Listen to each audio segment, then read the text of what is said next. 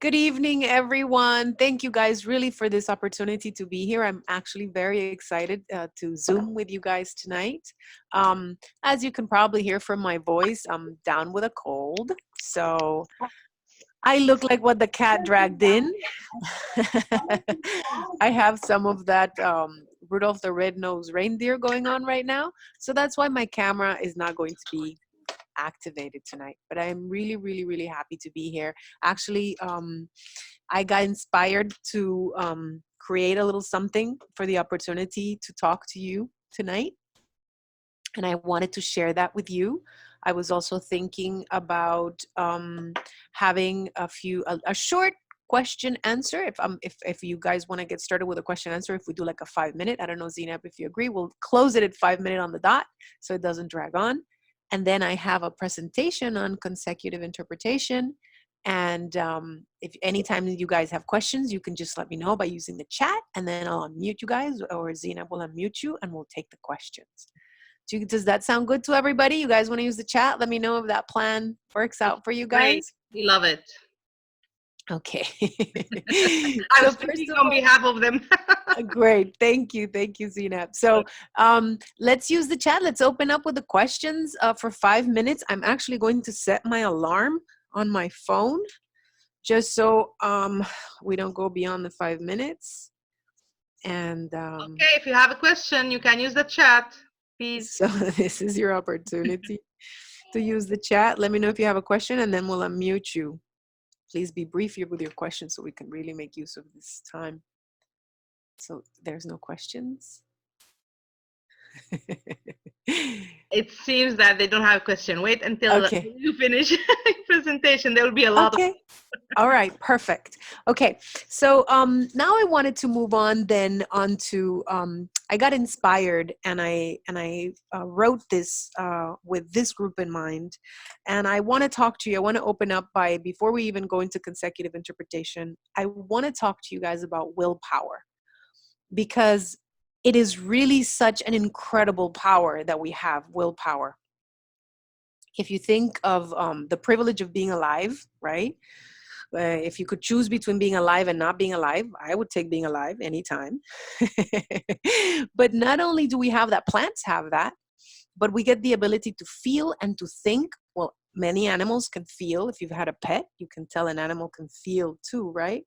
And they can think, but they don't have willpower. And that's what makes us really amazing human beings.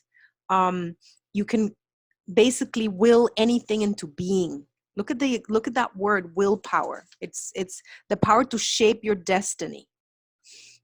When you think about willpower, anything becomes possible if you apply it in a smart way. So what we want is to think about going from point A to point B. So if it's okay with you guys, I'd like to use the chalkboard, the whiteboard, and share with you guys the whiteboard. So once you're thinking of willpower, it becomes a matter of, I'm here in A and I want to get here to B. And B can be anything. It can be, I want to become a better consecutive interpreter. It can be, I want to pass such a test. It could be, I want to get this job. And then you get a smart strategy to get there. One thing I'm going to tell you, 2 things that don't work and 1 thing that does work. Okay. What doesn't work? What doesn't work is when you, let's clear this. What doesn't work is the first thing, if you don't check your ego at the door. Once you set yourself a goal, just take that ego, put a little ribbon on it, and leave it at the door. Okay? And when I talk about ego, there are 2 extremes that you want to avoid. There's the people that have very little ego, and there's people that have way too much ego. And I'm telling you the 2 mistakes I see most commonly students make. Okay? We have a question in the chat, I see. Somebody's saying, how would we deal with forgetfulness while interpreting? Okay, those came in late. So we'll definitely talk about the questions. But Ahmad has said, leave the ego at the door. Yes, that's what I'm talking about, Ahmad. We're leaving the ego at the door. Okay, and we'll get to the question of forgetfulness in my presentation. So these are the 2 extremes we want to forget. And this is what I see students when they're preparing for a goal get lost in these two. The first one, we all know it. It's, I am a terrible interpreter. I have so much to learn.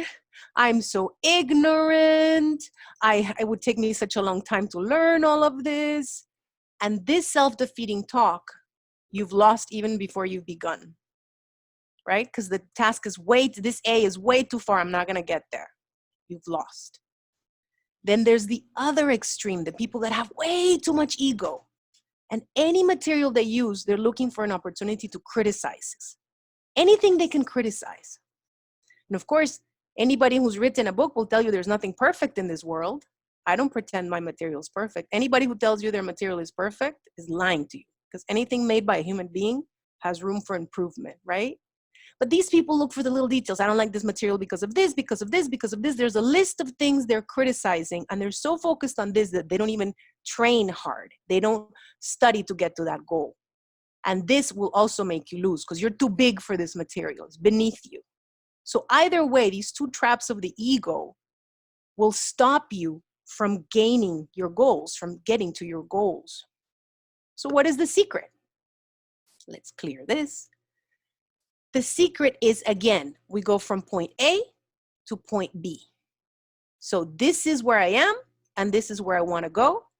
And we be very clear about how we're going to get there.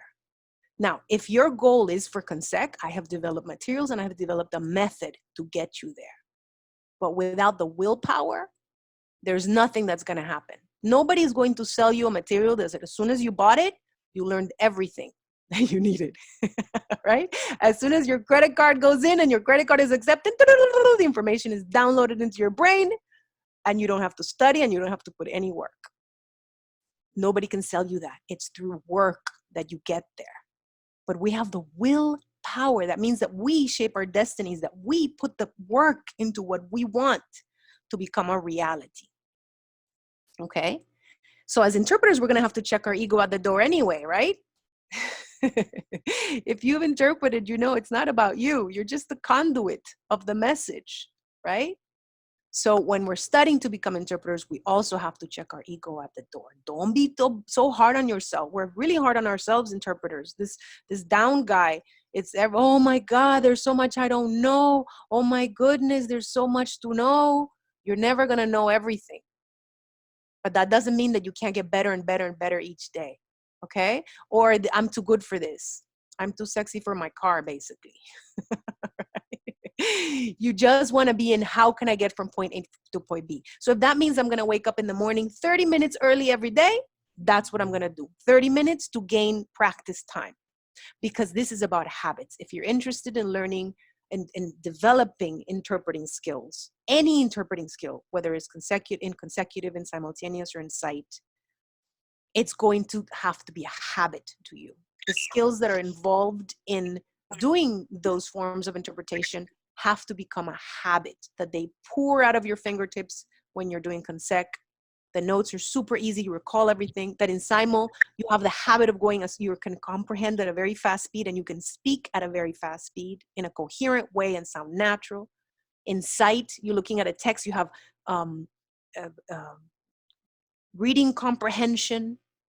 You have sound fluent in the other language, sound natural in the other language, find the precise equivalence. All of those things require you, all of the things that make you a faithful interpreter and an accurate interpreter requires skill. And skill is about practice. It's about habits. It's not about theory. I can talk to until I'm blue in the face, and the theory is not going to do anything. It's the same thing as if you go to a nutritionist and she can talk to you about what your diet and you have to have for breakfast, for lunch, and dinner, and make a detailed plan for you for every day of the week. And if you don't put that plan in practice, nothing happened because you just talked to a nutritionist and you had a great conversation and that was it. So it's about doing, and it's about willpower, okay?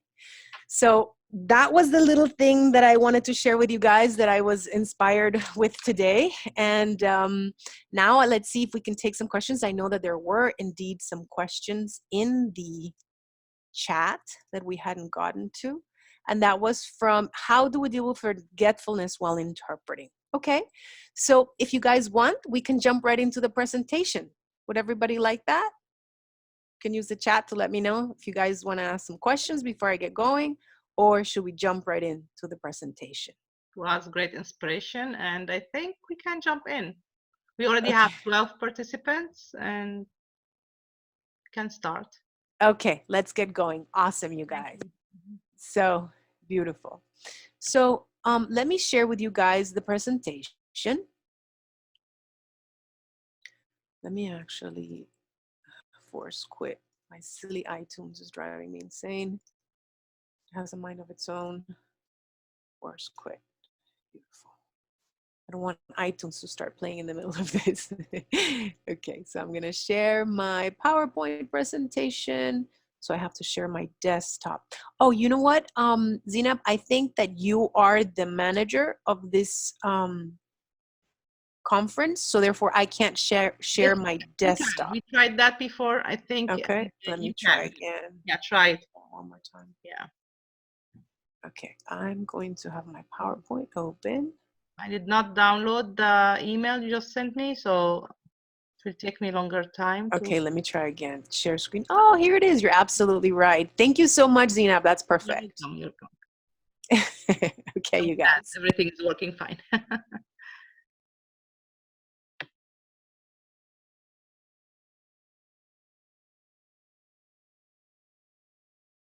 First of all, a little bit about myself. If you don't know, I'm a professional psychologist. So a lot of my materials come from my understanding of how we learn, how the brain processes information more efficiently. I'm federally certified in the US courts. I'm approved or certified, depending on what each state allows, in California, New Jersey, New York. I studied interpreting at Hunter College. I started workshops in, wow, this is old actually, in 2006. So it's been 13. Time flies when you're having fun. I'm an author, and I have materials for interpreters, manuals, audio exercises, videos, and stuff to learn vocab.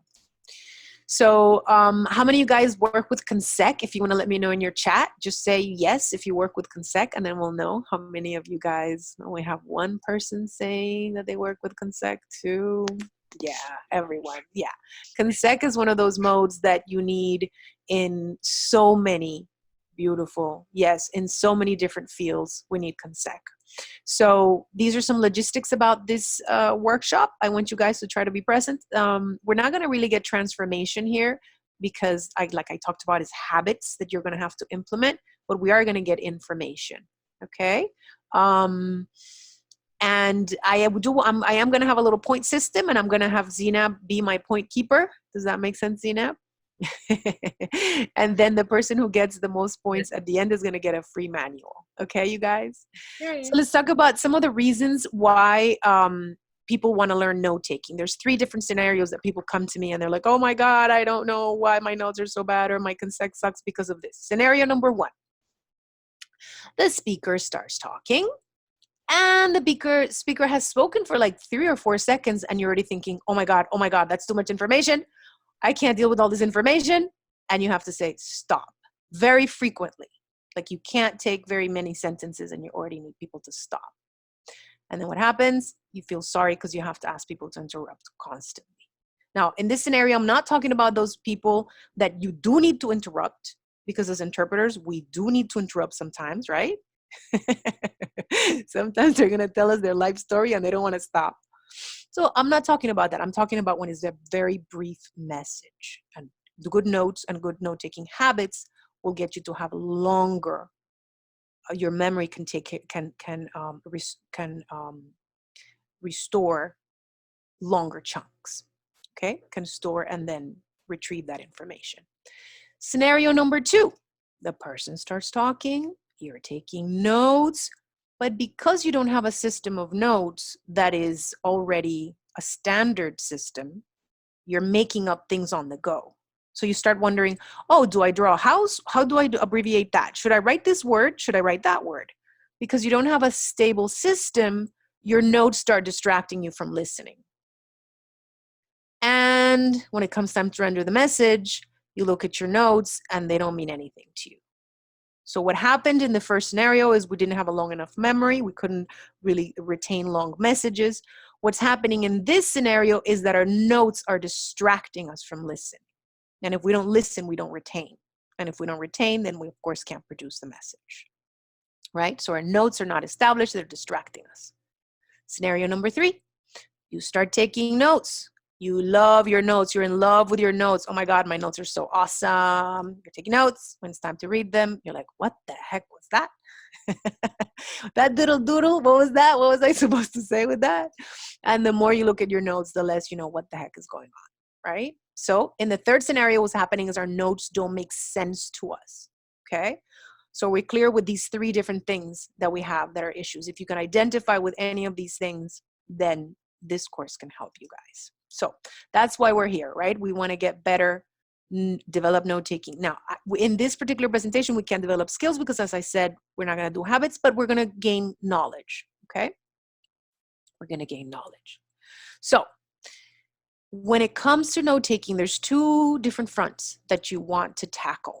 The first one is techniques, and the second one is symbols. And they're 2 different things, and you're going to need them both.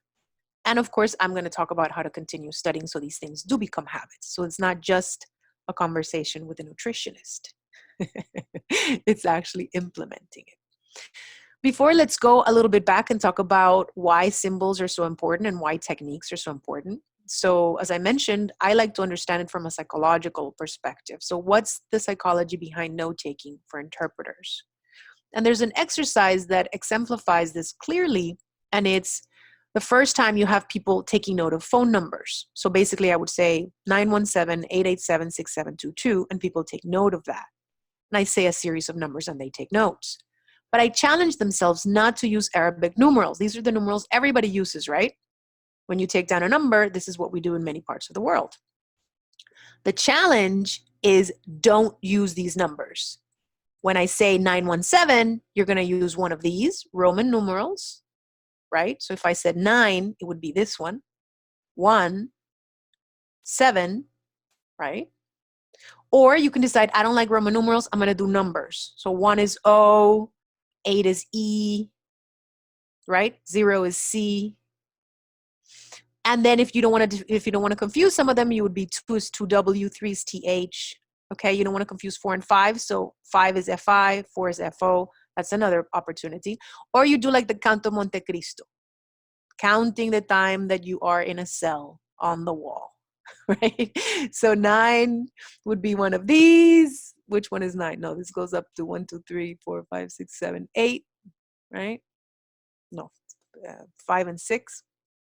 But you get the point. So I tell people don't use the normals or use like these little dots, okay? And then I have people not use this. So we do the dictation, and I say the numerals, and then we see how precise they are. They voice record, they take notes, then they voice record, and then they read the notes out loud and they compare it to this, okay? And then I have them taking notes down the normal way, using the Arabic numerals that are so beautiful and we know so well, right? And then we say what was easier for you. And of course, I do it much slower because they're going to have to write more in the first method. And then it's at a slower pace. And then in the second exercise where we do use Arabic numerals, then I do it at a faster pace. But either way, I ask the students, which was easier for you guys? And how was your accuracy in each method? So what do you think the answer would be? Which one is easier for you? Using all the other alternatives or using the Arabic numerals? Use the chat. Let me know. First person who chimes in gets 2 points to win a manual. Very good, Ahmad. 2 points for Ahmad, Zinab. Make sure you keep track because we're going to give them a free manual at the end who wins. Very good. So why was it easier with the Arabic numerals? Use the chat again. Why do you think it, guys, is much easier with the Arabic numerals than it is with making up? Maybe I'll do Roman numerals. Maybe I'll do dots. Maybe I'll do, let's see who came in first. Zinab, help me out here. Very good. 2 points. Habits for Walid. Very good. And points for Israel. How do you pronounce your name, please? Isra. Isra. Very good. 2 points because we know them. Okay, we use them on a daily basis. Very good, you guys. So that's why it's easier. That's why your accuracy is going to be much, much better, right? So we can automatically use these numbers. They're automatic to us. We don't have to make them up on the go, right? And we, without even thinking, people start using techniques. Have you guys noticed that when you do a phone number, usually there's 3 digits. Sometimes we do this, sometimes we don't, but we usually space them out. And we do another 3 digits. Sometimes we put the dash, sometimes we don't. And we definitely usually space them out and then do the other 4 digits. The way we're distributing those numbers on the page, believe it or not, is helping us to take them down because we're making them into smaller chunks. Does that make sense? Yes. Instead of thinking of how many digits would it be? A 10-digit number, it becomes 3 digits, 4 digits. Okay? So even the way we're placing it on the page is letting us pay better attention, whether we draw this or not. This is a technique that we've already inherited. We don't even have to think about it when we're writing down a number. It happens naturally. Okay? So this is 2 things that we're going to do that I want you guys to understand, that you're going to have to work with symbols and you're going to have to work with techniques. But nothing that I can tell you here tonight can replace the importance of listening. In consecutive interpretation and in simultaneous interpretation, if you don't listen, quite simply, you're not going to be able to interpret. As simple as that, right? Why do we have to listen? Because you have to understand the meaning of the message. Interpreters don't work with words, we work with meaning. Use the chat, somebody, and please let me know what the difference is between working with words and working with meanings, and why do interpreters work with meaning and not words? Let's see what we hear on the chat and get more points to get this free manual. Interpreters work with meaning, convey the right meaning, convey the message, language difference. Walid, how do you pronounce this name? I'm so sorry if I'm butchering your last names. Language differences. Beautiful. I want you to expand on that, Walid. Words are literal, Amal. 2 points for Amal and 2 points for Walid. Very good. Words are literal. And words don't mean the same if you go from one language to another. If I say the words in Spanish, it's not over until the fat lady sings. I might offend a lot of ladies, but nobody's going to understand what I said. So I'm going to have to find another way to say that. Okay? So we don't obsess with words, we obsess with meaning. Is saying word order. Very good. Another thing, perfect. 2 more points for Walid. The word order, because the grammar is different. So we have to switch things around so it sounds natural. Beautiful work, you guys. Very good. So when you have good note-taking habits, your notes do not distract you from listening. Remember we were saying, how do I write this? How do I write that? So I get distracted. Do I write the little dots? Do I write the Roman numerals? But once your good note-taking habits, your notes don't distract you and they enhance your performance. They actually help you listen better, okay? Good note-taking habits will help you, first of all, because you're going to keep your cool. Once you realize, oh my God, I don't have to panic. Like when you're writing down a phone number using Arabic numerals, what happens? You don't panic because you know you have a system, and when you need it, it's going to be there. You knew you took down the number well, right? We don't doubt it. So you cool. You keep your cool. So when you keep your cool, that elevates your comprehension. I know I'm going to get this number because these numerals, I have them down packed. I know them. So I can listen. That makes me listen more, means more comprehension. Increases your confidence. Even there's days where I come into court and I'm like, oh, I'm exhausted. Like today, I had to work. I have a cold. But I know I have a good note-taking system. And I know I'm going to interrupt. Like if I'm sick, I'm going to interrupt more often. That's just it, right? I'm going to ask for what I need. And my first commitment is to faithful interpretation. If that means I have to ask for more breaks because my throat hurts and I'm not able to concentrate because I have a cold, that's it. But I know that my note-taking system will carry me through because it's an established system. Increases your confidence, therefore it increases your accuracy. You can achieve a smoother rendition. You look at your notes, they make sense to you. And let's talk about note-taking, where it comes from. It comes from, there's 2 great pioneers in this field, Jean-Francois Rossin, Andrew Gillis. You don't have to reinvent the wheel.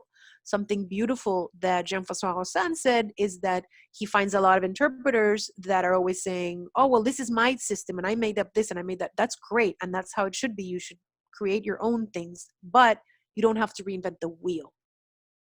There are many things, many interpreters who've come before you who have created this methodology and these symbols that can be very useful to you. Once you learn them, then you decide, this is for me, this is not. But you give them a good old college try, right? Just like when you want to be an artist, you go to art school and you learn how to do, the different painters and their styles, and you try until you find your own style. But you don't say, I'm not going to learn about anything about who did what before I came along, right? So these people can be the giants' shoulders that you stand on. This is me, Virginia Valencia, standing on the shoulders of these two giants, showing you guys these techniques. We do have audio exercises. There's a free link that Zinab is going to share with you, free exercises for you to practice with.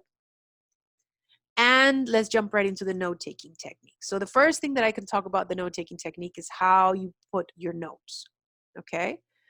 First, let's talk about what you use to take notes in. The most important thing that you need to know when it comes to taking notes, the material to take notes in.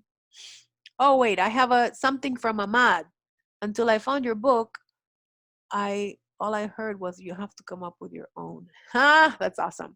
2 points for Ahmad and 2 points for Walid. Says notepad. Yes, the material that we use for note-taking is the notepad that is these measures. And I'm very specific about this, and I'm very passionate about this because this is the best tool to learn how to take notes. And I keep using it. I love it. 6 inches by 9 inches steno pad. Okay, these are the dimensions. This allows you to write vertically, and you're going to respect this middle red line right here. Verticality is everything when it comes to note-taking. It's the most important technique is based on verticality. Yay, Zinab has hers. Very good. I have mine. I can't show it to you because I'm very sick right now. Okay, so we're going to respect this middle red line. And this is the kicker. You're only going to use the front sides of the page. So you're going to write on the front. You're going to use the whole left-hand side, respecting this middle line. So you write on this side. You don't cross this line. You're going to use the whole right-hand side then, and then you're going to flip the page. Let me share that with you guys on the whiteboard. So let's clear this. So, okay. So we have the notepad with the rings up here. And then we have this line in the middle. Pretend it's a straight line, please. And then we're going to take notes. So we're going to try to take notes vertically. We're going to try to not pass this line, okay? And once we see some techniques, you're going to see why verticality is so important for note-taking. It opens up so many other opportunities. When you hear somebody finish talking, you're going to write a horizontal line that goes from the edge of the pad to the middle. And then you're going to keep taking notes, notes, notes, notes, notes. If you're done with this half of the page, you're going to turn to this half of the page and you're going to keep taking notes, notes. Vertically, person stops talking, you write a line. What is this line for? Who can use the chat and tell me what this horizontal line does? First person gets 2 points. Why do we use this horizontal line right here? End of utterance. Walid, 2 points. End of sentence. 2 points for Barbara. No, sorry, not the end of a sentence. Very good. The end of an utterance. Okay? The end of an utterance. What are you showing me, Zinab? I'm showing you how much Walid is making. He's very good. You guys, he's on fire tonight. He's the guy to keep up with, okay? Good job, you guys. It's the end of an utterance. Sometimes it means that we interrupted. Like I said, if the person was telling us the story of their lives, we have to interrupt. So that person stopped talking because I interrupted. Sometimes the person naturally stopped talking and it's my turn to interpret. But either way is the transition because that person's going to stop and I'm going to interpret now. Why does this line come in handy? Because if I don't draw this line, let's turn back time and take this line away. If I don't draw that line, then what's going to happen is, here we go, is that I'm going to keep taking notes. The person stopped talking, I interpret, and then the person starts talking again, and I take notes here. But it's been a long day and I have a cold and I don't feel good and I have to interpret now, and I don't remember if I interpreted this last time or I didn't. Was this part of the old chunk that I either interpreted, or is this part of the new chunk that I have to interpret? Does that make sense to everyone? So this line right here is what I call the been there, done that line. Been there, done that. This has already been interpreted. Move on to this. Some people like to do a diagonal line. I don't like it because you might leave a few things out. Okay? And you'll get more use out of your page if you do this line at the end. All right? So that's the been there, done that line. And we're going to use the whole left half of the page first, respecting the middle line, and then the whole right half of the page. And then these are our little rings at the top. This is a horrible note-taking pad. And then we flip the page. And we don't use the back of this page. We use a fresh new page. Yes, Sina, please demonstrate for us. Show us how you would flip. You see? Flip, so smooth. Flip another page. Show us how smooth that is. Flip, you don't write the back, only the fronts. Okay, beautiful. Now show us how it would be if you would flip, turn, and then write on the back. How would that look like? The wrong way. I flip the page. Okay, flip it, and now write on the back of the page. What would that look like? So you see all the movements she had to do? It's much more cumbersome, okay? If she's taking notes, she's flipping. Let's try that one more time, okay? You're taking notes. Imagine, put your notes in front of you like you were taking notes for real, Zinab. Perfect. You're taking notes, pass the page. Now keep taking notes the right way. Keep taking notes, keep taking notes, keep taking notes, pass the page. Beautiful. Now let's do it the wrong way. And you do it like you were doing it in real life, okay? Take notes on one side. No, do it like you were doing in real life. Don't show it to the camera. Very good. Do it, do it. There you go. You're taking notes. Now you flip the page and go to the back of the page. You see all that flipping she has to do now? And then now when she flips the page, she doesn't remember if it's a back page or a front page next one. But if you only flip once, you're only getting clean pages. Beautiful. And when you're done with all the front pages of the whole notepad, what do? You flip it and you use all the back pages. Beautiful, Zinab. A round of applause for Zinab. 10 points for Zinab. Good job, you guys. Okay, so that's the flipping. That's the flipping technique, okay? And that'll save you time, and every second counts. And then the rubber band technique. I don't know if you have a rubber band handy. I think we're going to have to skip the rubber band technique. You can take all the pages that you've used. It's okay if you don't have one at hand. You can take all the pages that you've used and you can put them inside the rubber band so you don't have to look for your spot. So that's how to handle the notepad. Okay, now what are we going to write on it? If you look at our page, what are we going to find written? Ooh, look at Zinab. Beautiful. So Zinab is going to put it on one flap, only one flap, and the pages. So she's going to take one of the flaps, very good, and all the used pages, and she's going to put the rubber band around it. Awesome. So those are all the pages that she's used, all the front pages that she's used. So even if she closes the notepad, as soon as she opens up the notepad, it's ready to go on the spot where she needs it. And she's going to flip the pages back, flip the pages back, flip the pages back. And when she's done with that whole case, she's going to take those pages and she's going to put them inside the rubber band. The new used pages go inside the rubber band. So no matter what happens, you're always ready and you don't have to try to find your spot. Beautiful job. What a great demonstrator you are. Thank you, Zinab. That's awesome. See, shows I'm hired. You're what? I'm hired to be assistant, right? More than hired. My goodness. You're awesome. It shows you have the technique down packed. Zinab is known as for many, many years. She's got this down packed. So let's talk about what's on your page. When we look at an interpreter's page that is doing note-taking for interpreters, they have symbols, they have letters, they have words, they have numbers, and they have abbreviated words. Basically, your notes, you can put down any doodle, anything that makes sense to you. you're going to be able to put down. That's how flexible this system is. You can have a combination of I do some symbols, I do some words, I do some abbreviations. It's very flexible, okay? The most important thing I can tell you about note-taking, outside of the fact that listening comes first, listening, but when it comes to note-taking and putting your notes down on the page, it's to know what to write. Note-taking requires selective notes. You have to be very selective. Imagine that you are the Bachelorette and you only get to pick one. Give one rose away, okay? So you're going to choose only key units of meaning to put down on your page. Okay, so if you could listen to the whole sentence and only take down one word, what would that word be? Of course, you don't have to be that strict, but you do want to learn to pick the words you're going to take down.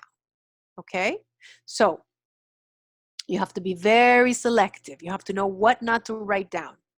Let me spend a little more time in what not to write down. Let me go back to my whiteboard. And let me show you guys what I mean about selectivity.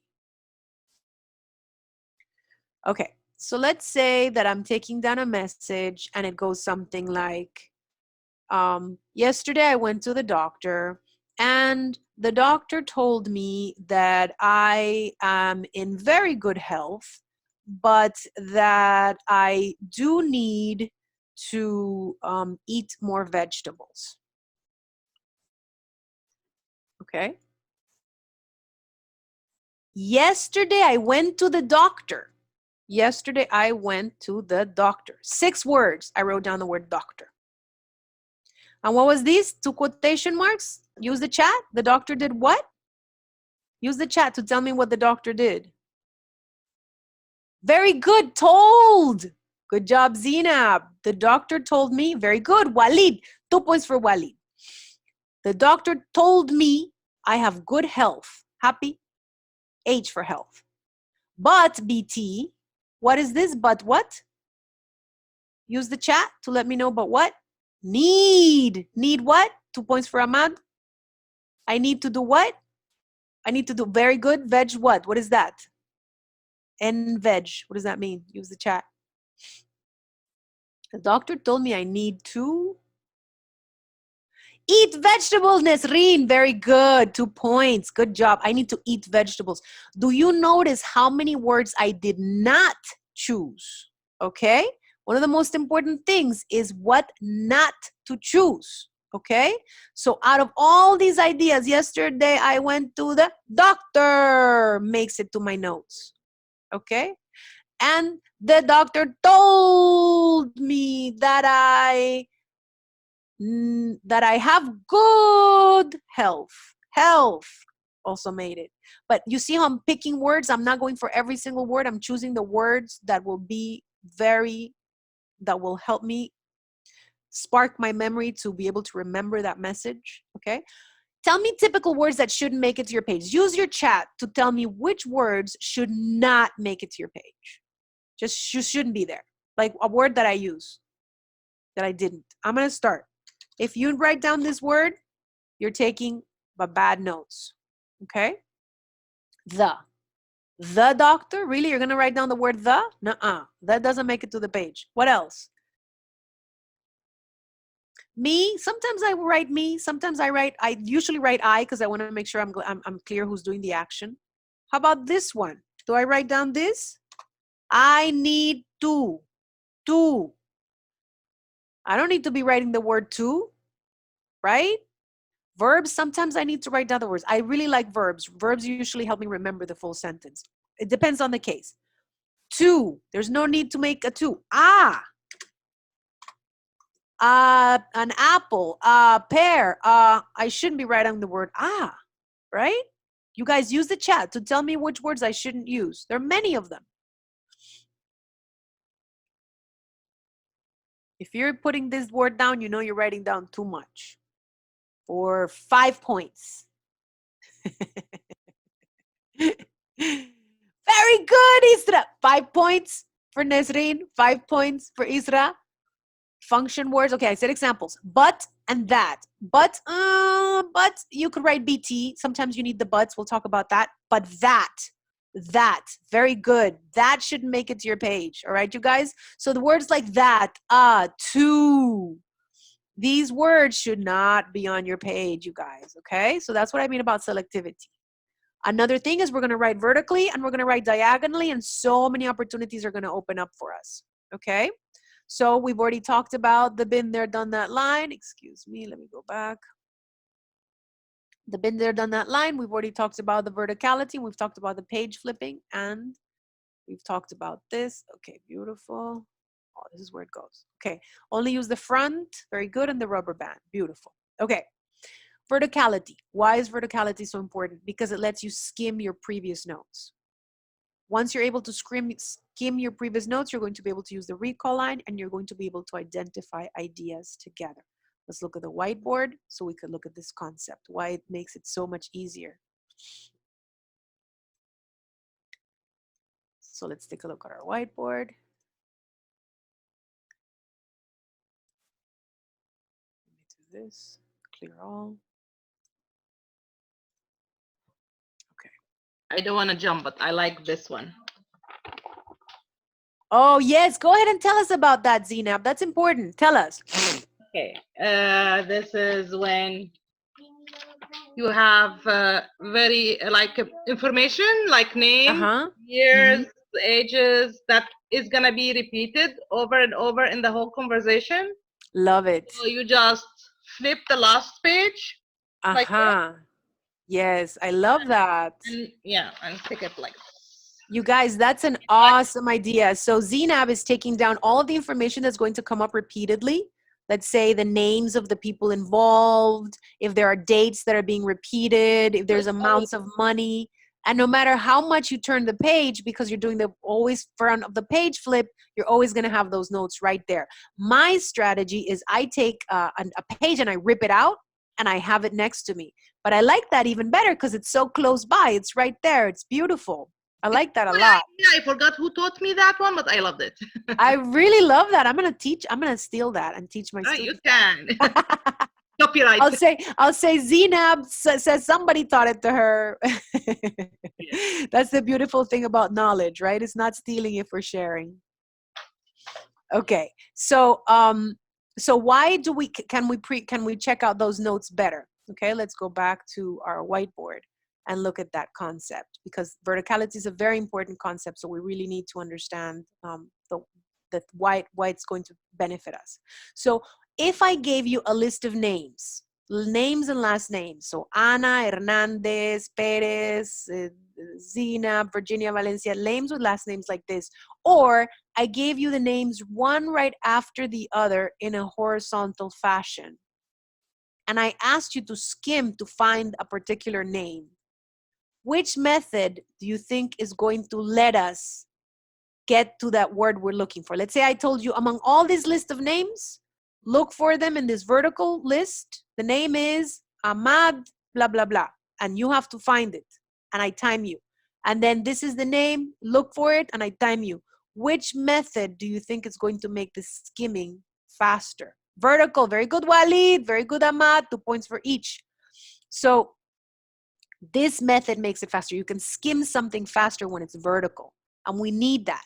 Another reason why it's important to go vertical is when we write horizontally, we are conditioned to write way too much. Why do you guys think that when we write horizontally, we write way too much? Use the chat to let me know why being horizontal makes it. Oh, Isra is angry because she said it first or he said it first. Okay, give 2 points to Isra. I'm sorry. It's hard to keep track of who said it first. Okay, 2 points, 2 points. Okay, so why is it, you guys? Answer that question for me. Why, if I start writing vertically on my notepad, I'm going to probably write more than if I'm writing horizontally, I'm probably going to end up writing more than if I write vertically. Let's see the chat. We've had some answers here. More space because there's no space limit, more space. Tend to write more. Definitely. This is it, Walid. You tend to write more because you're used to writing horizontally when you write every single word. That's how we write. When we're writing a letter, dear mom, I am happy to, and we write horizontally. So if we start writing horizontally, we're going to write every single word because that's what we're trained to do. But once we're going vertically, you're saying, I'm picking light bulbs. I'm picking one little word here, one little thing here, one little thing here, and I'm moving on. It trains you to write less, and it lets you skim it better, which is going to allow other techniques which we're going to go into right now. Okay, so that's the importance of verticality. So let's go back to the PowerPoint presentation. Okay. So we can quickly skim the notes. If it's vertical, we can use the recall line, which I'm going to go into, and it allows you to identify which ideas belong together. And this is so important. I do hope we have time to cover this. So distributing your notes vertically instead of horizontally can help you differentiate main ideas from supporting ideas. So not only are all the benefits we talked about, but it's also going to be make more sense to you, because just like with the numbers that we put these three together and then a space and then three together, just like with the numbers, the way you distribute it on the page is going to help you understand it better. So this is where verticality comes in. You're going to start stacking your notes vertically. So we talked about the doctor told me, could be here, the doctor told me, quotation marks, that I need N to eat. I would see what I do if I write eat or not, vegetables here. I'm going to do it vertically, okay? So if the ideas belong to the same category of importance, my stack is going to look completely vertical, all right? But if the ideas belong to different categories, they're going to be different. Check it out. I see cats, dogs, birds, and rabbits. Right off the bat, what do you notice about these words? Use the chat to let me know. What do you notice about the way I'm taking down those notes? The way I took down the word cat and the word dog. No vowels, Ahmad. Good job. Another one. Equal. I don't know what equal means. Walid, what does that mean, equal? But I took down no vowels in cat. I took down no vowels in dogs. What else do you notice that I'm doing with these letters right here? What am I doing with these words? I'm not writing down the word bird. B-I-R. Very good, Isra. Very good. Abbreviated. I'm abbreviating. So the words that do make it to my page are abbreviated. I'm not going to write every single letter, just a few letters, and it should spark my memory. If I'm listening, very good, Amy. Using the first and last letter. Perfect. First and last letter works, like with the word but. With the word, when we said but, right? But the doctor, this and that, I wrote BT. Dog, DG. Cat, CA. But you have to be listening. Bird, BD. First and last letter. If I need a little more, I can write more. But I'm not writing down the whole word. Remember, I'm very selective, like the Bachelorette. Okay? So here we go. I'm sorry. Here we go. So I see cats, dogs, birds, and rabbits. I see everything that I see is under the same category, so it's completely vertical. I see cats, dogs, birds, and rabbits. Okay? Then we go to parts in which we have main ideas and supporting ideas. So if some parts of the message are main ideas and other are supporting ideas, you're going to shift to the left and to the right to denote their hierarchy. Which one is more important than the other? Okay? If some part of the message are main ideas and other parts are supporting ideas, you're going to shift to the left. In other words, you're going to zigzag. So let's say I'm talking. Let's go back to my whiteboard. Let's look at this in how it works. And you guys, we might have to stay a little later, but if you guys can stay a little later, I'll stay up with you guys. Those of you who have to go, I understand. I think we're recording this, right? Yes, we are. And so if you need to watch it later, I understand that you guys weren't planning to stay longer, but I don't think I'm going to be able to cover it all. No, you'll be fine. Don't worry. In this time, I think I'm going to need a little more time. Eager to learn. Okay, awesome. Okay, so here we go to clear this drawing.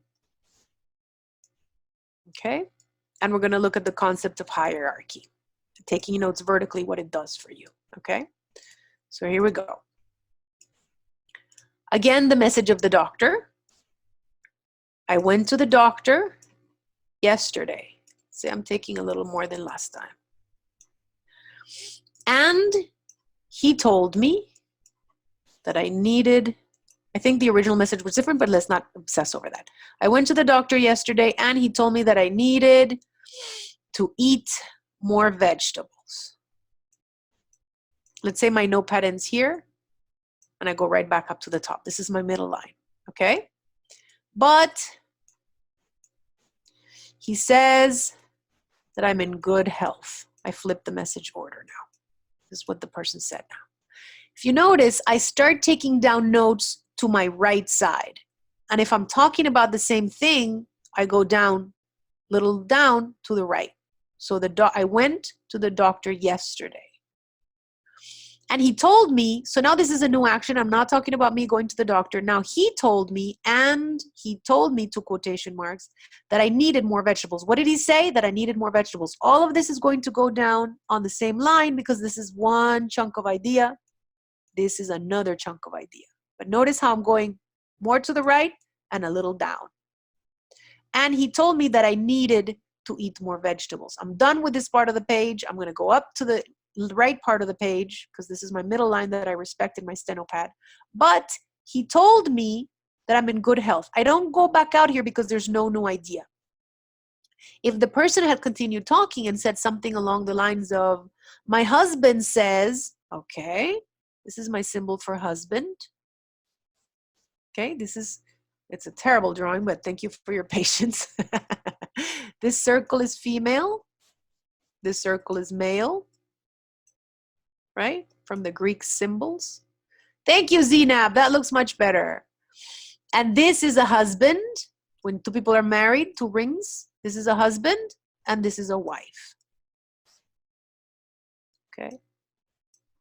So my husband says, so if I continue talking and I said, my husband says, I would do this. My husband says that I should ignore the doctor. I started talking, beautiful, Zinab. Yes, that's the symbol for married couple. This would be wife, this would be husband. Good job. So again, I went to the doctor yesterday and he said I needed to eat more vegetables, but back out, no idea. He said I'm in good health. This shouldn't be here. My husband, this is a new idea. I go back out to the left, says I need to ignore the doctor. Did you guys notice what happened when this was up here? This husband that I just erased was up here in the wrong place. If you take notes and you don't go down, it's going to confuse you because you're not going to know which is going to go first, right? So it always has to go down and then either to the right or to the left. I want you guys to think of your notepad the way you think about those papers where they used to take the electrocardiograms or the papers they used to measure earthquakes. Have you ever seen how they measure earthquakes? Way back in the past, I don't know how it works now, but in the past there was like a, or the line detector paper, right?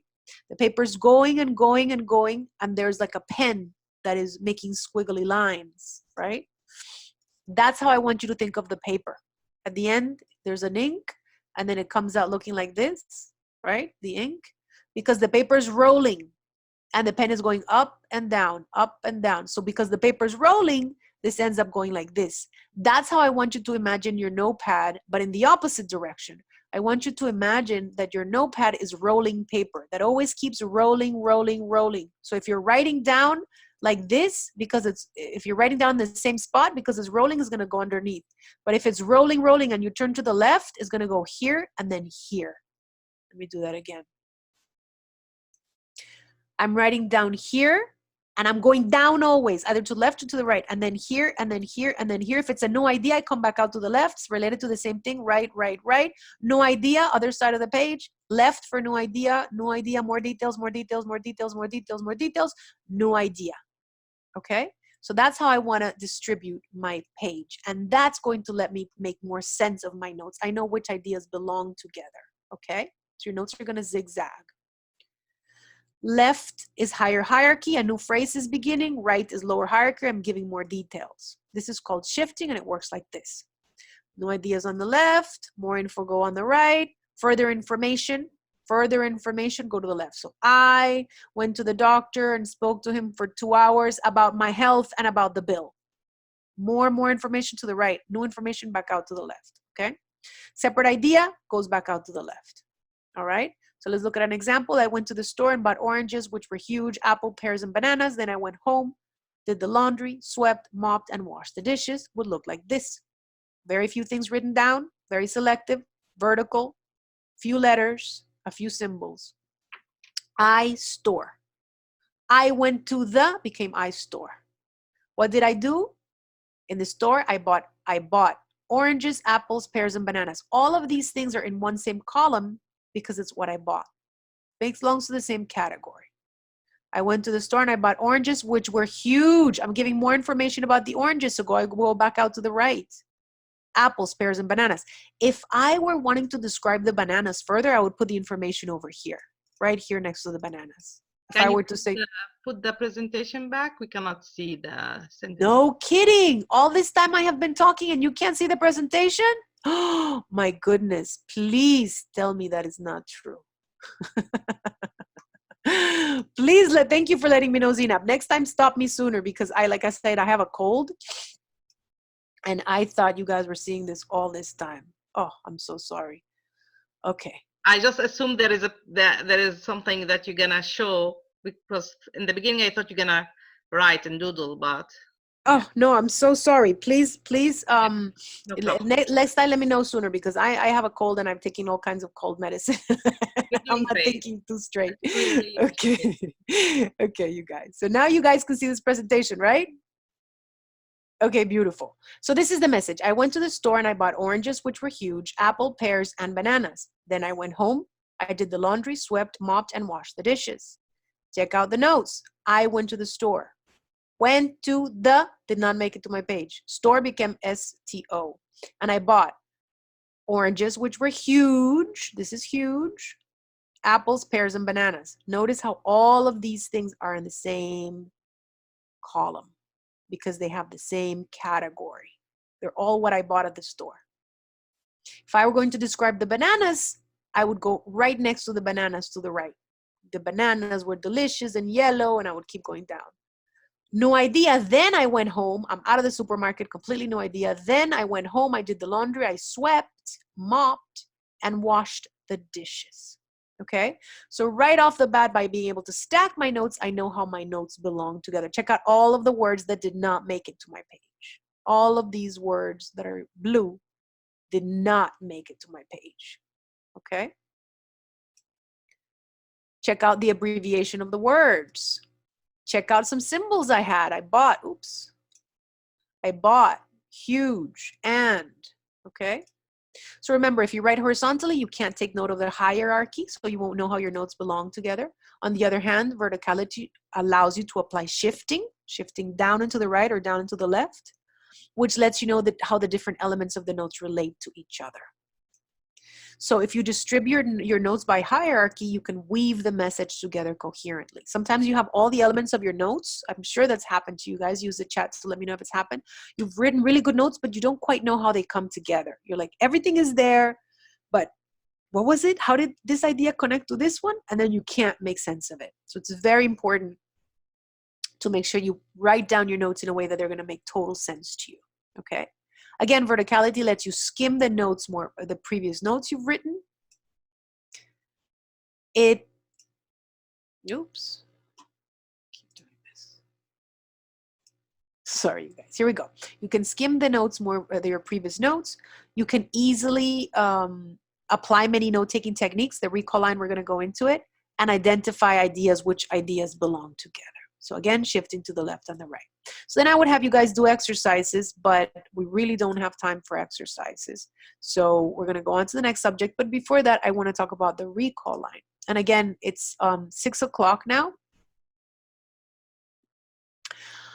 So we're going to go over time. And for those of you who need to disconnect, of course, you'll have the video to watch it. We have a question for Amy. Are these notes agreed on in the business, or are they your ideas? Oh, okay, very important. All of the notes that I'm going to show you, all of the notes that the symbols that I suggest are things that if you want to use them, you can use them. If they don't work for you, you don't use them. There's nothing standardized about notes. So it is a standard method, but you're going to pick and choose which symbols work for you. And you're even going to pick and choose which techniques work for you. So everything should work for you. It shouldn't be like, this is the way I have to draw, say, or the doctor told me I have to do 2 quotation marks. No, if that doesn't work for you and it doesn't help you to remember the message, you're not going to do it. Okay? It's just, these are my suggestions. There are a few symbols that a lot of people agree with, but nothing is written in stone, and you guys can do whatever you want to do. Okay? My pleasure. Great question. The next thing before we go into the connectors is I'm going to talk about the link, but if I keep talking about the presentation and I don't show it again, please tell me, okay? Let's talk about the recall line. One of the reasons why I really like the recall line is because it lets you recall the message, lets you remember the message without having to write it down again. So again, we go here and let's say the message is, my husband loves me because we've known each other for a long time and I am very good to him. Okay, so my husband loves me because long time, this would be short time, short, T for time. This would be long time because we've known each other for a long time and because I'm very good to him. Okay, now let's say the person continues talking and says, my husband also, oops, let me undo that. That was terrible. Okay. And then the person keeps talking and says, my husband is also an excellent father. What are you showing us, Zinab? Let me see. What were you showing us? Oh, awesome. The recall line. And the recall line can go from one side of the page to the other, or it can go on the same side of the page. We're going to look at both examples. So here we go. I said my husband again. Thank you, Zinab. That's perfect. I said my husband again here. Okay? Because I needed that here and I don't want to have to write it down again. And I look over here and it's already written, it's already drawn. It's quicker to just draw a line than it is to write this over again. So I'm going to just do a line and remember where I have to say that again. That's the recall line. I can recall this without having to redraw it. Okay, it saves you a bunch of traces.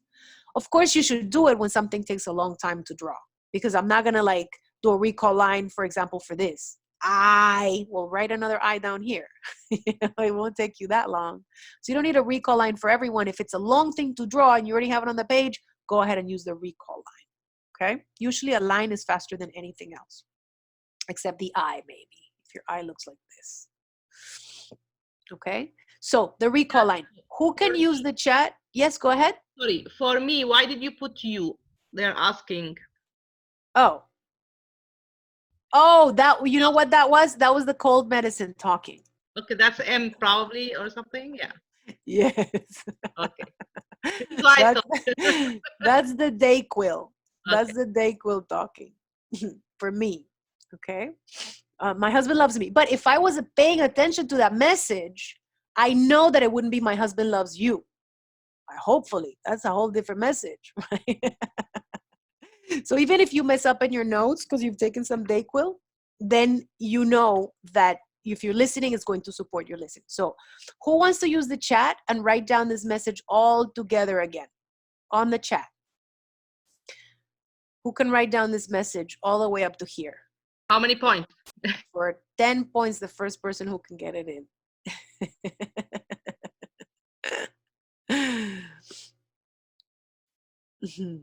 It's a long message, you guys. Okay, this will determine the winner. How many? Let's keep points right now while they're putting their notes in. How are we doing? Who's winning? I think Walid and Isra are close together. Yeah. We have Walid. Oh, okay, you guys. Good job. I don't see anybody using the chat. Okay, let's go one by one. Who can give me this first sentence up until here? Up until here. Use the chat and give me this first sentence. Ooh, let me see. Oh, my husband loves me. Ooh, Isra. Because we have been together for a long time and I'm good to him and he's an excellent father. Ooh, 10 points. Good job. That was perfect, you guys. Excellent. So check it out. The recall line allowed me to not have to write down my husband again. It saved me all that. My husband loves me because we've known each other for a long time. This was an explanation about short time. And I I'm good to him. And my husband, very important with the recall line, where it begins and where it ends. Because if I draw this recall line like this,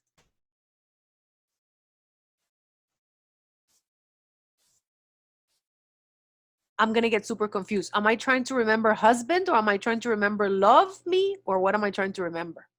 So it has to be very, very clear where the recall line begins and where the recall line ends. It begins with the word you want to recall right next to it, and it ends where you want to put it. I want to put it right here. So once I'm finished saying all this, I know I need to say my recall name, that word or symbol. Does that make sense to you guys?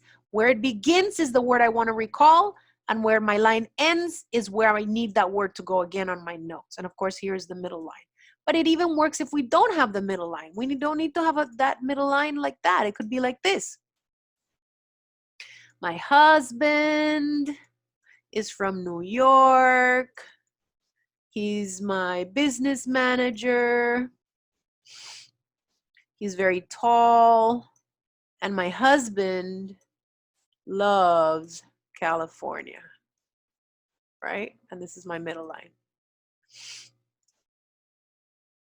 Oops, give me a moment. Here we go. This is my middle line.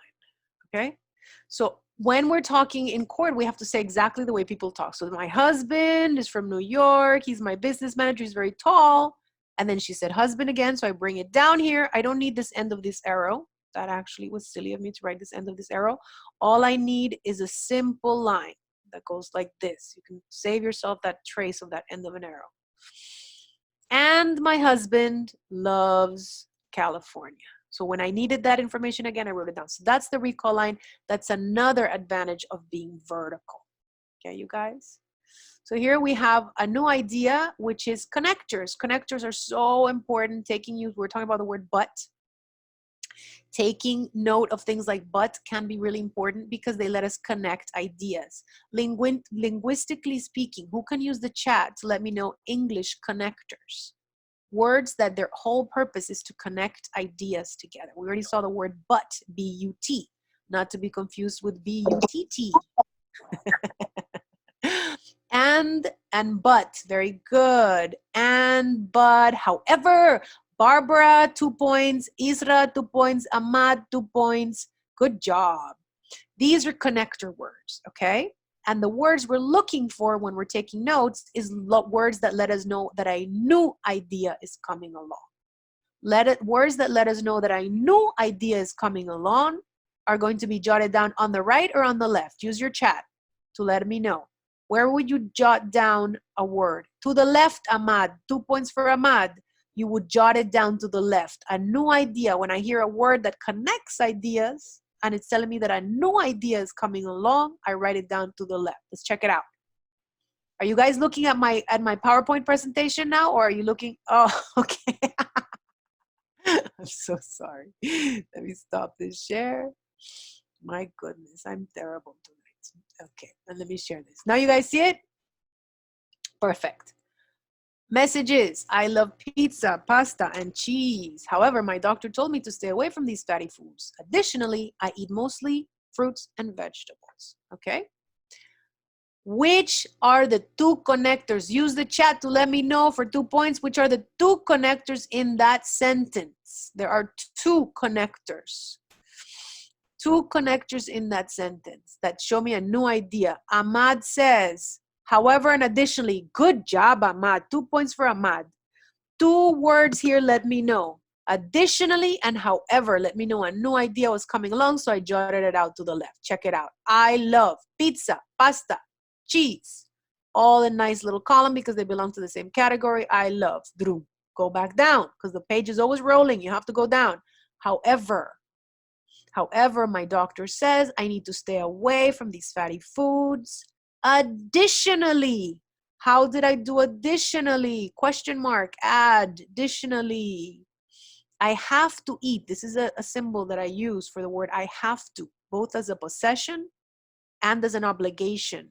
I have to go to the doctor and I have 3 children. I use this one. This is a mathematical symbol.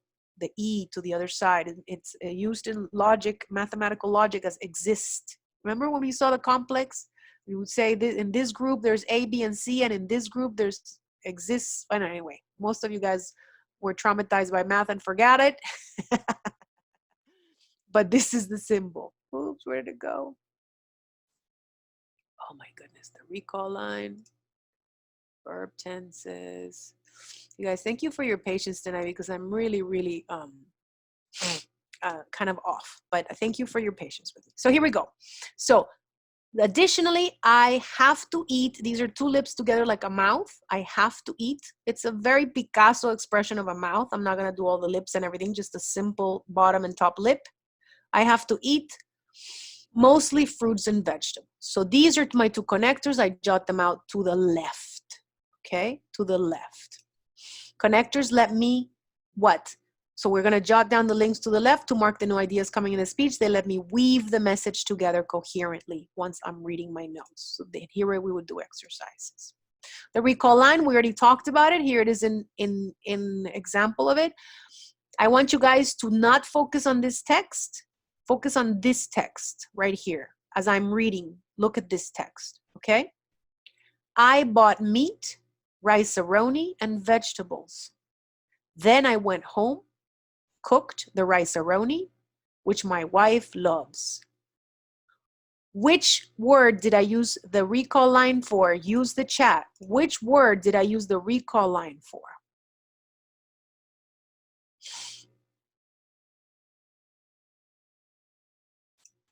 It's a long one to write. And notice that it's a long one. Say the Ronis. Very good. The long one is the one I want to use the recall line for. Why? Because I don't want to have to write that whole thing again. It's too much. So I use my recall line. And I know it comes after the word cook. Right after cook. It was very clear where it started. This is the word I want to recall. And it was very clear where it ended. Okay? Cook. Here we would do exercises. Now let's talk about verb tenses. You write a line to the left for the past and a line to the right for the future. Okay? There's different ways to go about that. One of them is, like I said, with the arrows. Another way you can do is an undulating line. Another is the curved arrows, the intersecting lines, dots. These are all options that we have. So let's make sure that we go back to our notepad. We're going to quickly look at that. These are word tenses which are very important. Verb tenses. If something happened in the past, in the future. So this is the word, the symbol for the word love. Use the chat to let me know what this would be. Use the chat. If this is love, what is this with an arrow to the right? Will love, Ahmad, 2 points. Good job. Will love. How about this guy? What would this guy be? Very good, Walid. He even anticipated my question. Good job. This is loved. Loved. This is the past. Okay.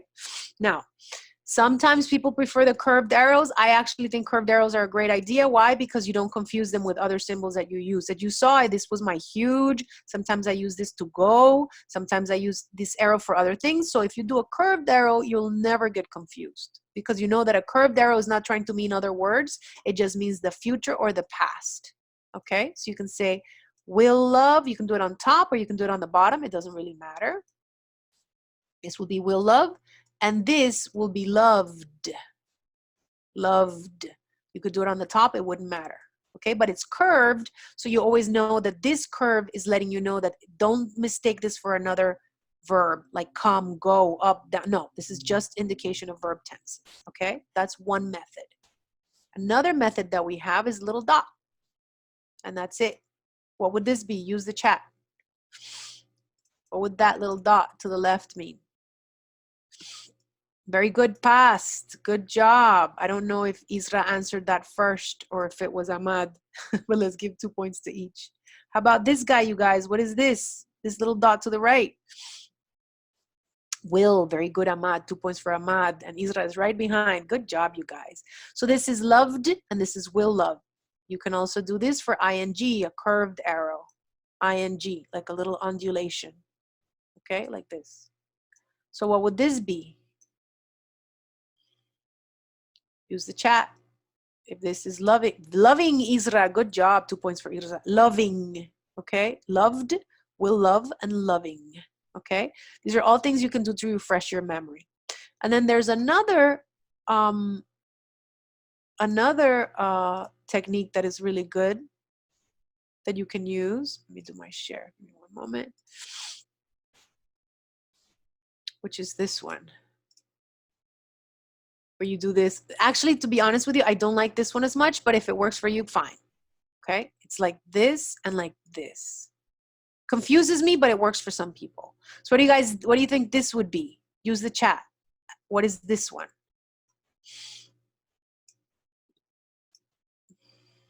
Let me see what. Will, very good, Isra. 2 points for Isra. Oh no, he loved.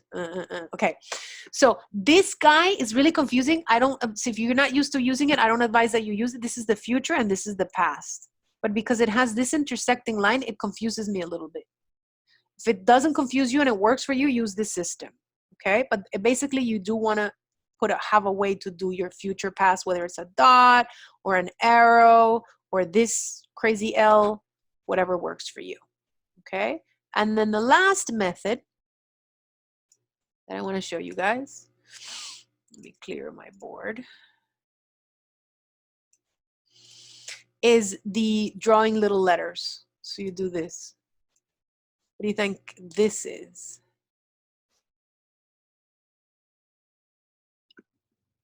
Loved, very good, Ahmad, loved.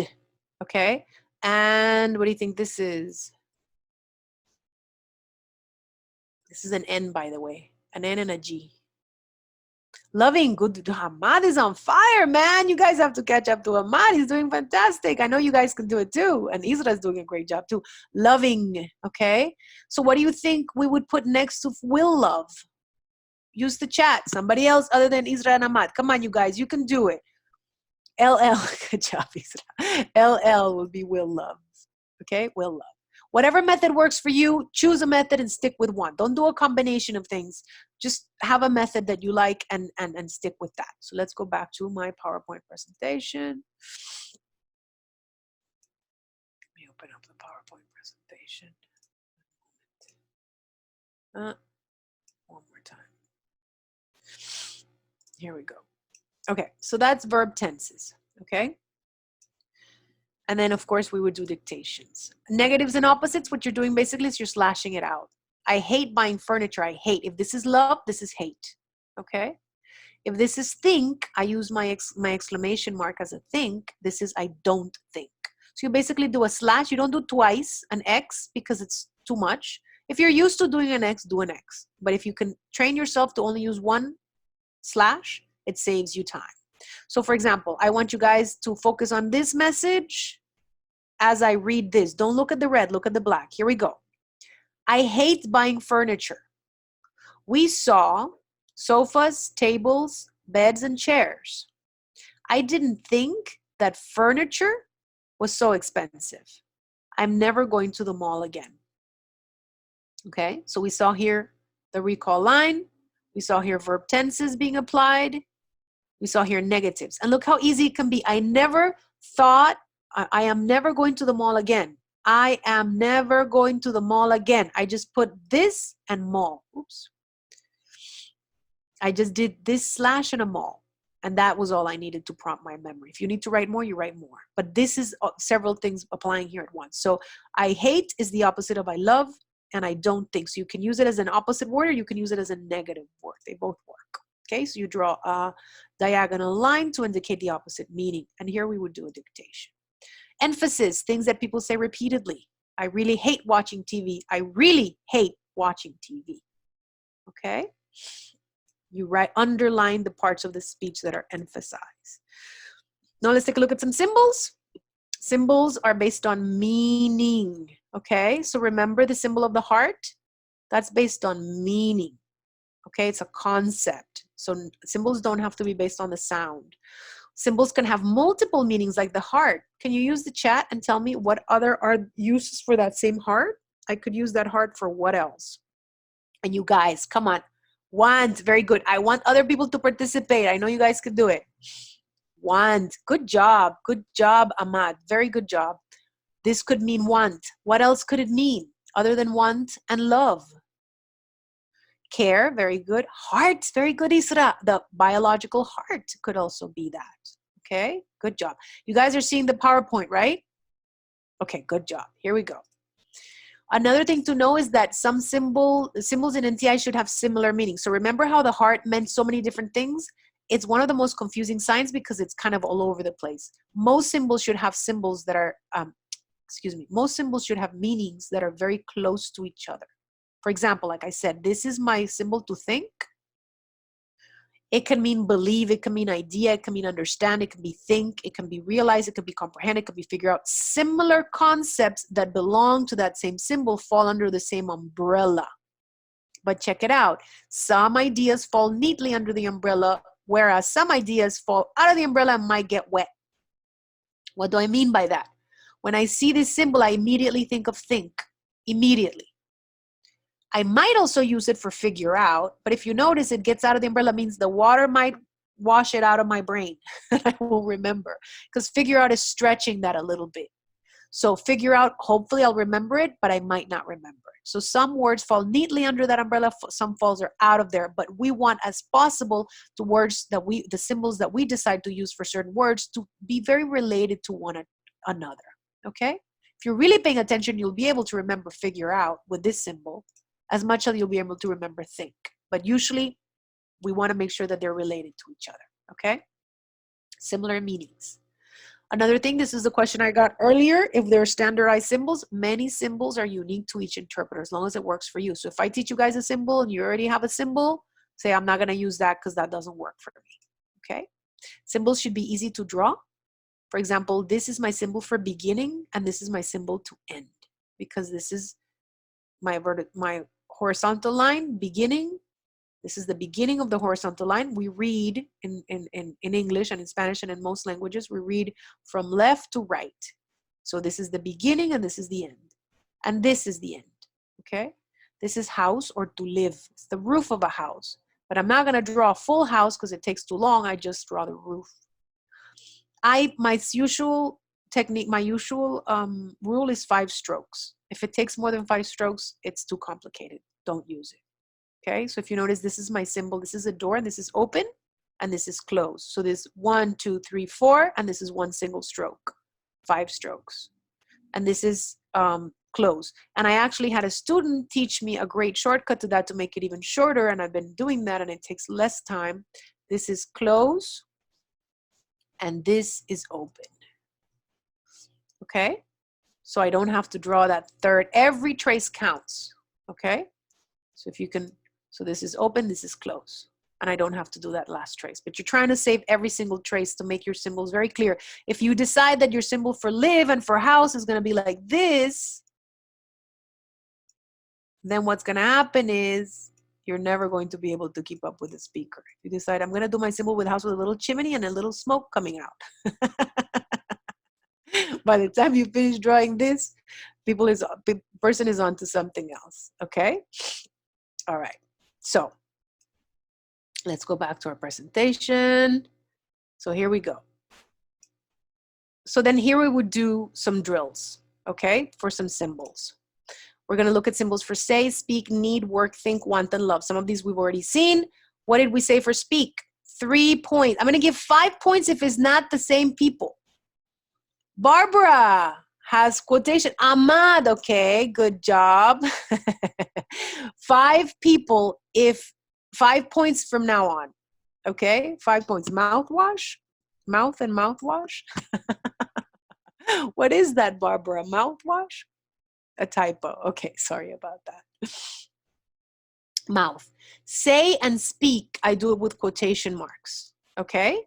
The doctor told me, the doctor said, I spoke to the doctor. All these concepts fall neatly under my quotation marks. How about for the word need? If it's somebody other than the same people, I'll give you 5 points. Okay, Isra, good job, Ahmad. Okay, how about for the word work? What would you use? A W, very good, Ahmad. Just a W for the word work.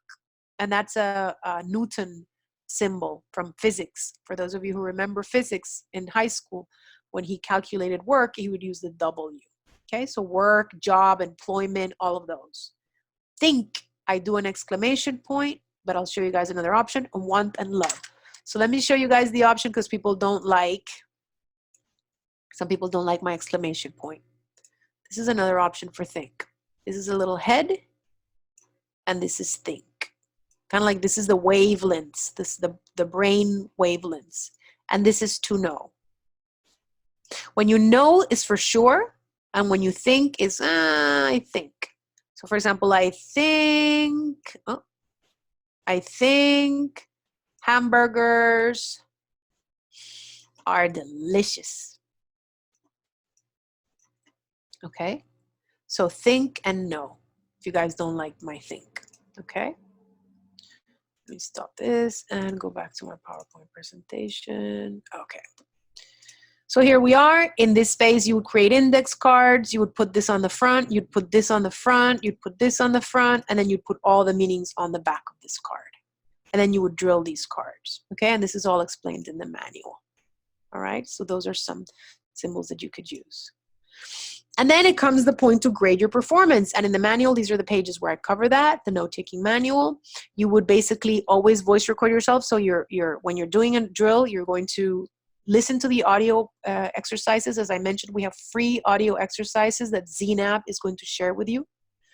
And in those free audio exercises, you would basically listen to them, take notes, and then after you finish taking notes, you take your voice recorder, your iPhone, any recording device, you record yourself reading your notes out loud, and then you would go to check your performance, meaning you play what you said and you compare it to the text to see how precise it was, okay? Here are some options to continue studying. First, any method that you do, you're gonna have to repeat until it becomes automatic. You have to repeat these techniques and repeat these symbols until they become automatic and they pour out of your fingertips. Repetition makes automatic habits. Everything that you're gonna need in the manual is in page 35. Page 35 has all the symbols, okay? And here's where I will show you guys through the manual, but I don't have the manual at hand. But for those of you who are interested, ZNAP is gonna give you the information if you wanna acquire the manual, okay? Other stuff that we have the audio exercises, which are free. ZNAP is going to share with you. We have consecutive interpretation videos in which all of these techniques and all of these symbols, up to 40 symbols, I'm going to show you in these videos. So what you would do is you would watch the videos 1 through 4, and it has quizzes and it has practices, so you can make these things automatic. It's like having a personal trainer go to your house and make you learn these things through practice. That's the videos 1 through 4. If you want to take it a step further, you can take our 10 lessons, this is 4 lessons, this is 10 lessons. So you decide which one you want, okay, if you want to take it a step further. And then we also have stuff on protocol if you're interested, and we have English, Spanish, which I don't know if you guys would be interested. So these are the 10 lesson plan that I mentioned. None of this is physical anymore. We used to sell the manual is still paper and print, but everything else, all of these stuffs are digital. So we have a low carbon footprint, we're proud to say, except for the manual. All of these things are available digitally. So you would watch the 4 videos, or if you want the 10 package, it has the manual digitally. It guides you through each lesson by lesson, through 10 lessons, and it tells you how to use all this material. Okay. So congratulations for completing this workshop. Keep practicing until you master these symbols. I really urge you to go back to the beginning where we talked about willpower.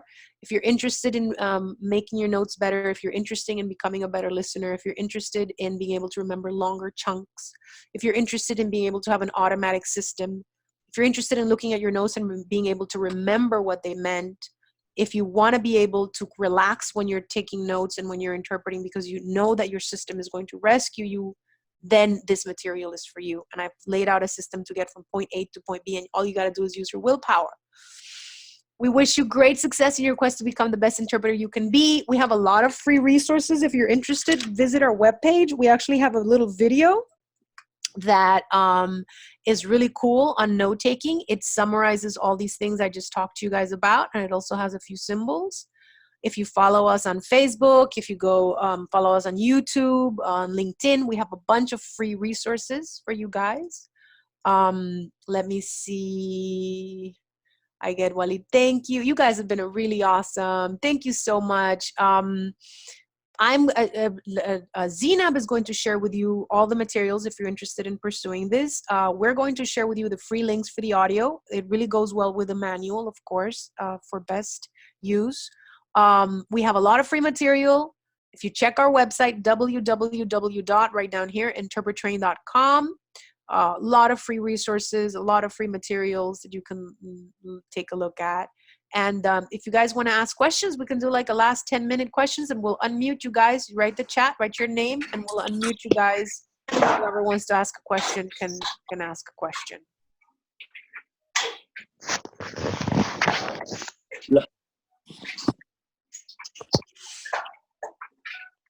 If you, Isra, why don't we unmute Isra so he can ask the question?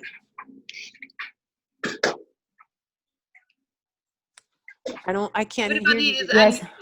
Yeah. Hello, Virginia. Thank you so much. It was really great sharing all this information, valuable information. But I had a question, please. Do you think those symbols and this method will apply? I mean, the symbols will apply to all kinds of interpretation or translation, including political, scientific, or we have to develop like separate symbols for each kind of situation? Or that's an excellent question. And may I have your proper way to pronounce your name? Because I hope Isra. I hope I haven't been butchering your name. Okay. Okay. So Isra, that's an excellent question. It definitely applies to all professions. What the manual does, it takes you through the words that come up in any profession, like the words have, need, work, say. In normal conversation, these things come up. At the same time, you definitely should develop symbols that are particular to your. So if a word comes up a lot, like for example, because I'm a court interpreter, I have a symbol for lawyer, I have a symbol for judge, I have a symbol for defendant, because these are the words that are going to come up for me.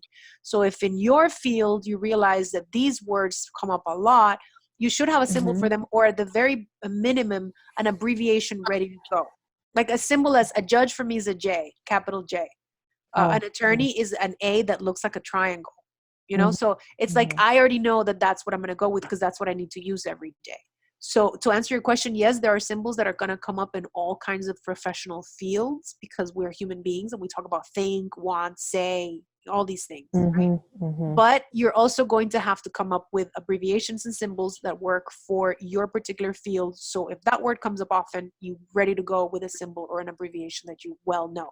So a good way to get started, if you want to do that for your particular field, is to make a list of things that come up often and then tackle them 5 by 5. Say for these 5 words, I'm going to do this and implement those 5 until you're like ready to go, then move on to the next 5. If you want to create flashcards, you put on the front of the flashcard, you put the symbol or the abbreviation that you're going to use. And in the back of the card, you put the meaning that you want for that particular symbol. And you can put several words, not just one. Remember the umbrella. Several things can fall under there.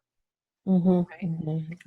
And then you go through the cards, you look at the front of the card, and you don't look at the back, and you try to say what that means. And you try to go through the cards as fast as you can. And you time yourself with your phone, and you see how long it takes you each time. You can also lay the cards out in front of you, lay them out, and then point to them. Point to each card with the symbols facing you, of course. You point to the card and you say what that means. And then when you're finished, you look at the back and you see if you got it right. But you time yourself, and you always try to beat your own record. You try to be as fast as you can. Because what you're training for is for you to be able to retrieve this information in a very effectively, very quickly. When you learn this way with time-limited activities, when you're pressing yourself for time, you're training your brain to store that information in a way that it can be retrieved very quickly. And then when it's there, it comes out of your fingertips. Does that make sense? Yes. Thank you so much. My pleasure. Any more questions?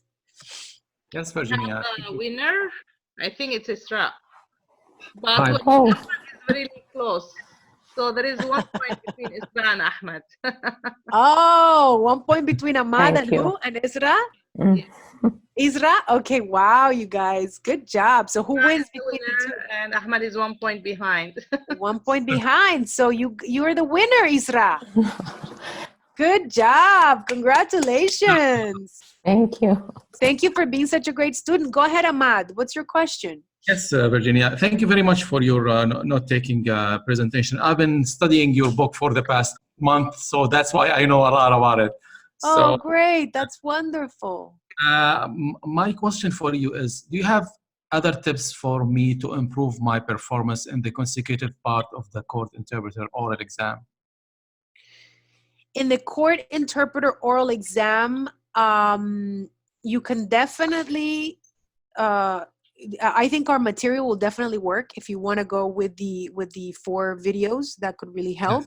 I also think that if you have the opportunity to go and do practices, one of the tools that we share on our website, we have a blog in our website. I think I can share with you guys our website if I want, right? Yes, okay.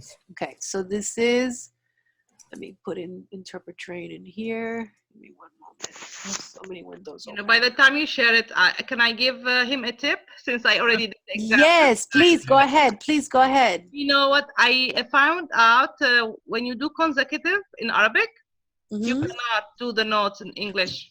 So develop your own Arabic word and notes for the exam. Not taking in Arabic for the Arabic to English. هذا انت يا زينب لازم تعملي لنا درس صراحه على العربي. زينب لازم تعلمينا صحيح. Yes, asking. Yeah. Oh, you guys, that's not fair. I don't understand what you're saying. We're talking about you, Virginia. Yeah, so I took the exam more than anybody else. Yeah. So like I noticed that because there is a lot of slang in Arabic, as I was not able to keep up with the English notes that I developed through your classes. They were excellent for when it was only in English. When we started speaking in Arabic, I got confused. So we have to be trained to use notes for Arabic and then notes for English. Even though it might be the same notes, it's just that when you're listening in Arabic and you write from the right side, you know, you have to make your own notes to work. I definitely think that there are symbols that are not specific to languages, because the symbol to want, all these things, the symbols are going to work for everything. I also think that the fact that you guys have a different distribution, right? The way you write your notes might also require a different, I mean, I'm ignorantly guessing here, a different distribution. But I can definitely see what Zinab is saying, as well as if you develop these notes, you're going to have to practice in both ways, not just from English into Arab, but also from Arab into English, right? Yes. Because just so you have from Arabic into English, because you have to be able to implement these notes and get used to these notes going in the opposite direction. I think that's really important. Yes, that's yeah, really because important. Your brain is used to, when you listen to Arabic and writing, your brain is used to looking at the right side of the page. Okay. Yes. So sometimes you have to train yourself how to use those notes in both languages and develop some extra notes for the Arabic and extra techniques for the Arabic. I like that. Look at this. I don't know. I'm ignorant onto this subject because of course I'm not fluent in Arabic. But let's see. Let me share the whiteboard with you guys, and let's see if that would make sense. What I think you're saying. Let me clear this. Maybe what happens in Arabic is that since you guys go from right to left, maybe your shifting should look like this. Yes. Right? Supporting idea, main idea, supporting idea, supporting idea, supporting idea, main idea. When there is an Arabic speaker. When there is an Arabic speaker. And then when there is an English speaker, and then when there's an English speaker, you would use the other way. Absolutely. Another thing that you have to do is you have to be able to abbreviate. That is particular to the language too. Yes. Right? Because if I'm abbreviating, I'm actually writing letters, right? Yes. And I'm abbreviating, so I have to come up with abbreviations that work for Arabic. Correct. Right? But when it comes to symbols we don't have. Do we have abbreviation in Arabic? We can create our own. We can create. Yeah. Oh, I didn't even know that you guys don't have abbreviations. That's interesting. We either have to, like in our brain, when we make the symbols, translate the word right away, or interpret the word in our language, like in the other languages, the English language, and put the symbol for it, which is gonna be a little bit confusing. Or just keep the symbol in the, or whatever symbol we create in our original language, and then interpret it. So this is this technique you have to figure out by yourself. Which technique is gonna work for you better?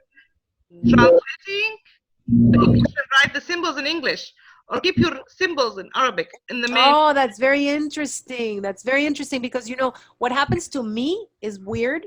Is that I always take notes in the target language. I'm weird. Like if I hear something in English, I start taking it down in Spanish. So if the person says, "I love doesn't change apples," Yeah. and this is an M for manzana because manzana is apple. So I, for some reason, take notes in the target You're translating the notes right away. Right away, and that's what happens naturally. Because sometimes I don't. Sometimes I notice that some words I take in English, some words I take in Spanish. Because you've been doing this for a long time, and those I have. drilled. But so what you're saying is that there could be, if the issue is Arabic, you could be doing either of two things. You could be either creating a whole new system of notes for Arabic and a system of notes for English, or you could get used to always taking your notes down in English.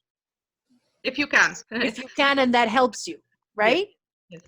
Right? But then it's a question of, do you need two methods, or do you use one same method and you get used to writing in that just one language? I'm learning. I had no idea this is how it worked. That's very interesting. The one method did not work in my first consecutive exam. I did not pass until I developed my second. Interesting, Zina. I'm just learning this with you guys. Thank you so much for sharing this with me. I had no idea. Just experience. That's awesome. Yeah, the exam. I have another question, please. Yes, go ahead. What is it? Like for me, it's sometimes difficult to.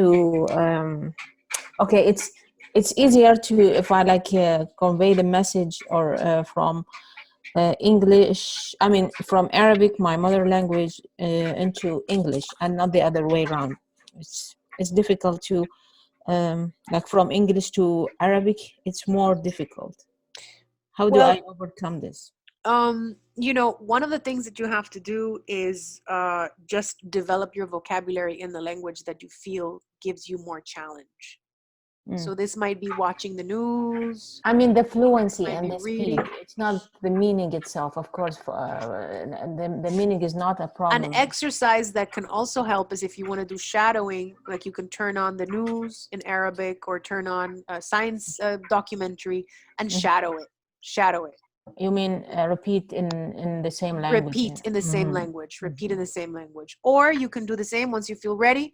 Take a documentary, take a news, and do simultaneous, and actually go from English into Arabic.